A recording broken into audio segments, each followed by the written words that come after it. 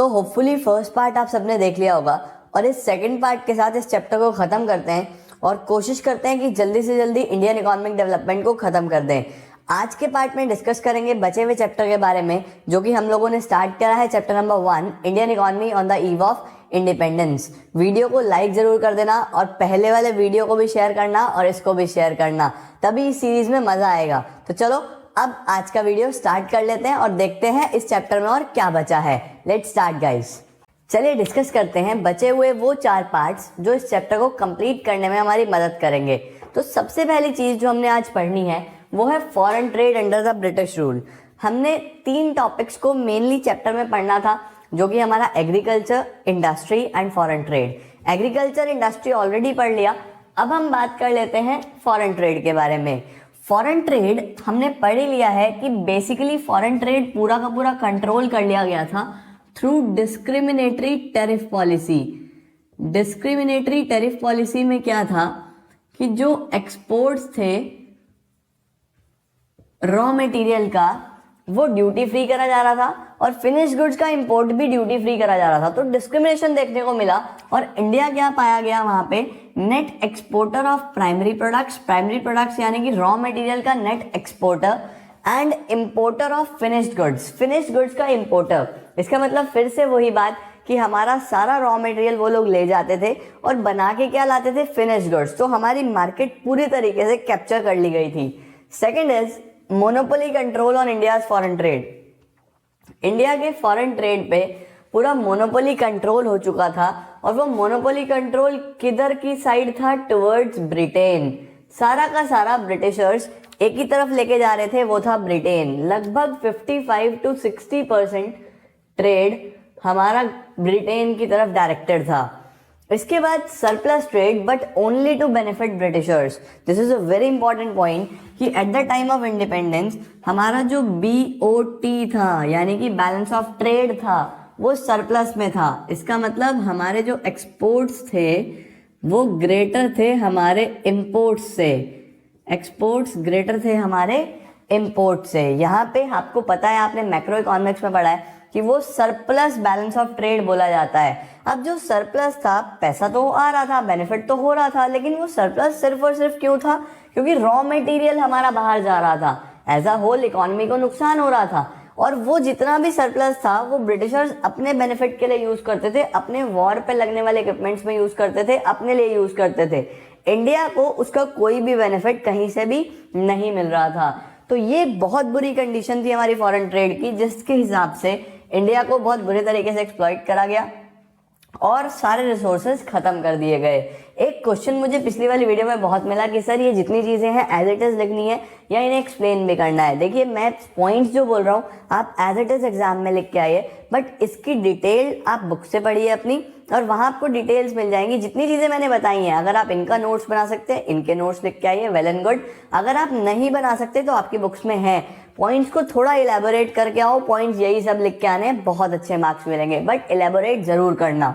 Next topic हम देख लेते हैं, demographic profile on the eve of independence. Independence के टाइम पे हमारी कंट्री की डेमोग्राफिक प्रोफाइल कैसी थी। अब डेमोग्राफिक प्रोफाइल क्या होता है कि हम लोग किसी भी कंट्री के बेसिक कैरेक्टरिस्टिक्स चेक करते हैं ताकि हम जज कर पाए कि कंट्री कहाँ स्टैंड कर रहा है। अब डेमोग्राफिक प्रोफाइल में बेसिकली 4 चीजें हम लोग यहाँ देखने वाले हैं। सबसे पहले अगर मैं बात करूं बर्थ रेट और डेथ रेट की, तो दोनों ही बहुत ज्यादा हाई थे। Eight the time of independence हमारा बर्थ रेट भी बहुत हाई था और डेथ रेट भी बहुत हाई था। अब अगर देखा जाए डेथ रेट हाई होता है तो जो लोग अच्छा फैमिली को सपोर्ट करने वाले होते हैं उनकी डेथ हो जाती है, और बर्थ रेट हाई होने का कारण है कि नई जनरेशन आ रही है। तो बर्थ रेट का मतलब बहुत सारे बच्चे होंगे और डेथ रेट यानी उन्हें संभालने वाला कोई नहीं होगा। In that case dependency ratio बहुत ज्यादा बढ़ जाती है, और डिपेंडेंसी जब बढ़ती है और संभालने वाला कोई नहीं आता तो सिचुएशन हो जाती है एक्सट्रीम पॉवर्टी। बहुत बुरे तरीके से हमें पॉवर्टी देखने को मिल जाती है।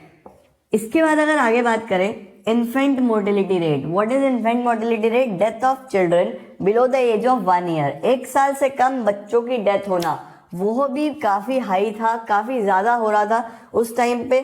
और आज के टाइम में इन्फेंट मोर्टेलिटी रेट बहुत कंट्रोल कर लिया गया है। उस टाइम इन्फेंट मोर्टेलिटी रेट था 218 पर 1000, यानी 1000 में से 218 बच्चे लगभग वो थे जो मर जाते थे, उनकी डेथ हो जाती थी। और आज के टाइम में बहुत कंट्रोल कर लिया गया है, लगभग 34 हो चुका है पर 1000। उसके बाद अगर मैं बात करूँ लाइफ एक्सपेक्टेंसी, तो लाइफ एक्सपेक्टेंसी भी बहुत ज़्यादा लो थी। लाइफ एक्सपेक्टेंसी का मतलब एक एवरेज एज, एक इंसान कितनी जी रहा है। उस टाइम पे जो लाइफ एक्सपेक्टेंसी थी वो थी अराउंड 32 ईयर्स, जो कि आज बढ़ के 68 ईयर्स हो चुकी है एवरेज ह्यूमन लाइफ। इसके बाद लिटरेसी रेट आपको पता ही है, पढ़ाई लिखाई का स्तर उस टाइम पे बिल्कुल भी अच्छा नहीं था, लो लिटरेसी रेट, लगभग 16% का लिटरेसी रेट। और अगर मैं वेमेन की बात करूं तो और गिर के लगभग 7%। ये डेटा आपको याद रखने हैं और लिख के आने हैं। ध्यान रखना, डेटा जितना लिखोगे उतने अच्छे मार्क्स मिलने वाले हैं। अब इसका मतलब ये नहीं है कि आप पूरी किताब का डेटा याद कर रहे हो, बट इंपॉर्टेंट डेटा प्रेजेंट करके आओ, बहुत अच्छे नंबर आएंगे। तो ये था डेमोग्राफिक प्रोफाइल के बारे में। अब हम आगे बढ़ते हैं और देखते हैं what is occupational structure at that time. Occupational structure की बात करें तो बेसिकली 3 सेक्टर्स हम लोग देखते हैं ऑक्यूपेशन में, हमारा primary, secondary and tertiary sector. अब इंडिया में हम लोगों को पता ही है primary was the main source. Agriculture पे लगभग 72% लोग डिपेंडेंट थे और एग्रीकल्चर बिल्कुल भी डेवलप्ड नहीं था, जो क्या दिखा रहा था कि इंडियन इकोनॉमी पूरी एक बैकवर्ड स्टेज में थी, स्टेगनेंट स्टेज में थी, क्योंकि एग्रीकल्चर पे डिपेंडेंस होने के बावजूद एग्रीकल्चर में ग्रोथ नहीं है। उसके बाद अगर हम दूसरी डेवलप्ड नेशंस को देखें तो वो लोग बहुत ज़्यादा एंगेज होते हैं सेकेंडरी सेक्टर में, इंडस्ट्रियल सेक्टर में, तभी उन्हें इतना ज़्यादा ग्रोथ देखने को मिलता है। But in case of India हम लोग सिर्फ और सिर्फ 10% एंगेज थे इंडस्ट्रीज में। इंडस्ट्री पे हम लोग बिल्कुल भी काम नहीं कर रहे थे। हमारे पास, हमने कल भी पढ़ा, किसी भी तरीके की कैपिटल गुड इंडस्ट्री, किसी भी तरीके की बेसिक इंडस्ट्री अवेलेबल नहीं थी। हम लोग बहुत बैकवर्ड थे when it comes to industry. In fact आज भी हमारे पास कोई बहुत ज़्यादा डेवलपमेंट इंडस्ट्रीज में नहीं है पहले से बहुत इंप्रूवमेंट हुआ है, बट जो होना चाहिए, अगर हम डेवलप्ड नेशंस को देखें तो कंपैरेटिवली हम आज भी बहुत पीछे हैं। इसके बाद अगर मैं तीसरी चीज़ देखूं तो अनबैलेंस्ड ग्रोथ दिखता है। टर्शरी सेक्टर की अगर हम बात कर लें तो बचा हुआ आप देख ही सकते हैं, लगभग 82% यहाँ हो जाता है। तो टर्शरी में अराउंड 17 to 18% टर्शरी सेक्टर में चला जाता है, सर्विस सेक्टर में चला जाता है। तो ये जो ग्रोथ है ये बिल्कुल अनबैलेंस्ड है, और जिस कंट्री में अनबैलेंस ग्रोथ होती है वो उसका एक ही कॉन्सिक्वेंस होता है बैकवर्डनेस। वो कंट्री पीछे रह जाता है, वहां पे कभी भी इक्वालिटी हमें देखने को नहीं मिलती। There are lot of inequalities. अब inequalities in terms of income भी हो सकती है, इन टर्म्स ऑफ ग्रोथ भी हो सकती है, बहुत सारी चीजें हैं। एक तरीके से अनइक्वल ग्रोथ हमें देखने को मिलती है। ये हो गया हमारा ऑक्यूपेशनल स्ट्रक्चर, इसको आप अच्छे से डिटेल में लिख के आना, ये डेटा भी याद कर लेना। इसके बाद आ जाता है हमारे पास लास्ट टॉपिक, इंफ्रास्ट्रक्चर। इंफ्रास्ट्रक्चर की अगर हम बात करें तो हम लोगों ने कल ही डिस्कस करा कि उस टाइम पे सिर्फ रेलवेज, पोर्ट्स, टेलीग्राफ और ये सब हमारे पास तैयार थे। Railways, ports, post and telegraph and roads. एक सेक्टर और था कम्युनिकेशन। कम्युनिकेशन भी कुछ हद तक डेवलप था, बट वो भी सिर्फ और सिर्फ ब्रिटिशर्स के बेनिफिट के लिए। रेलवेज की बात करें तो क्यों डेवलप करा गया था railway? To transport finish goods to कहां? From Britain to India. Railway develop इसीलिए करा गया था ताकि हम ब्रिटेन से फिनिश गुड्स को ट्रांसफर कर पाए और इंडिया में ला पाए, ताकि इंडिया में उन्हें एक अच्छी मार्केट मिले। This is finished goods. इसके बाद अगर हम पोर्ट्स की बात करें तो सी पोर्ट्स बनाए गए थे, एयरपोर्ट्स बनाए गए थे। उनका मकसद क्या था? सिर्फ और सिर्फ रॉ मटेरियल लेके जाना। मेनली सी पोर्ट्स की बात होती है, एयरपोर्ट के थ्रू बहुत ज़्यादा सामान नहीं जाता है, तो यहाँ पर we are talking about seaports. Mainly export किस चीज़ का करने वाले थे हम लोग? रॉ मटेरियल का। हमारे पास से सारा रॉ मटेरियल, हमारे सारे प्राइमरी प्रोडक्ट्स वो लोग ले जाते थे थ्रू सी पोर्ट्स। इसके बाद मैं पोस्ट एंड टेलीग्राफ की बात करूं तो postal department, postal and telegraph department भी थोड़ा सा डेवलप कर दिया गया था, बट वो भी सिर्फ और सिर्फ ब्रिटिशर्स के एडमिनिस्ट्रेशन के लिए, ताकि वो लोग अच्छे से कंट्रोल कर पाए, वो लोग अपना एडमिनिस्ट्रेशन अच्छे से रख पाए, पूरी कंट्री को ऑपरेट कर पाए, बाय एक तरीके से सेंट्रलाइज्ड वे में काम कर पाए। ये हम लोग पोस्ट एंड टेलीग्राफ डिपार्टमेंट के थ्रू देखते हैं। लास्ट में अगर हम देखें तो रोड्स भी डेवलप थे, लेकिन वो रोड्स भी क्यों डेवलप थे?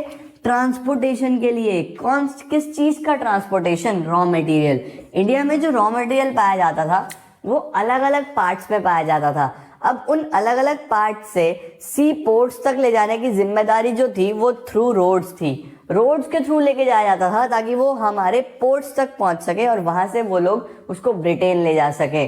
तो ये मेजर इंफ्रास्ट्रक्चर था जो कि डेवलप करा गया, बट सिर्फ और सिर्फ ब्रिटिशर्स के बेनिफिट के लिए करा गया। उम्मीद करता हूँ आपको समझ में आया। तो आज के लिए इतना ही। Thank you so much guys. इस चैप्टर को प्रिपेयर कर लो साथ साथ। हम लोग आपको मिलते हैं बहुत जल्द सेकंड चैप्टर के साथ। इसी तरीके से चलेंगे, प्रिपेयर करेंगे तो साथ साथ प्रिपरेशन हो जाएगी और बहुत अच्छा आप स्कोर कर पाओगे। तो चलिए मिलते हैं आपको कल। आप आराम से स्क्रीनशॉट लीजिए और सारे नोट्स साथ साथ बनाने हैं। Okay guys, thank you so much.